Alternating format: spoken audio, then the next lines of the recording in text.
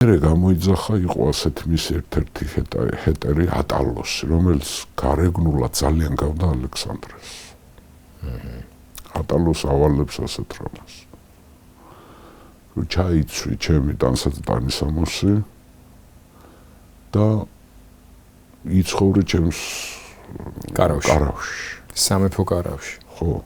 და მოიქეცი ისე როგორც მე ვიქცევ, იმიტომ რომ ხან დინარის გადაღმიდან 700 მეტრი ახ ვერ დაინახავდნენ ისე როგორ ჩანს ახლა. ხო, ისინი ძვერავდნენ სიტუაციას და იმათ ეყოლებოდათ რა. ორეულის თამაში დაიწყო ესე. ორეული დანიშნა. მოიქეთ ჩვეულებრივად. ჩემს კარავში იცხოვრე. ხანდახან გაიარე ბანაკში დაენახე, ხო, დაგინახო. და თვითონ გადის ხო მანამდე რა შვება კიდე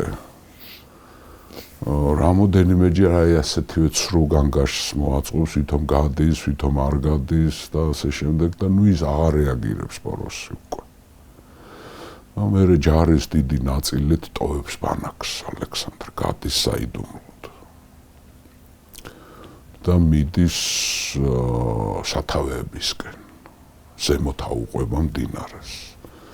დინარეს რო აუყვება, ანუ კრატეროს დაუტოვა ერთი ნაწილი ჯარის ბანაკში, ატალოს დატოვა მეფეთ თავის ორეულად და ინდოელი მოკავშირეები დატოვა ასევე იქ, ანუ ყავდა ინდოელი მოკავშირეები და დანარჩენი მაკედონური არმიით ის გავიდა, წავიდა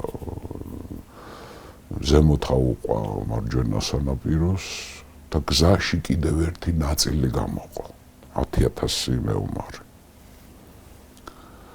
და დატოვა სანაპირო ტყეებში, საიდუმლოდ დატოვა მელეაგრეს სარდლობით. და კიდევ დანარჩენი ჯარის ნაწილი წავიდა 25 კილომეტრით.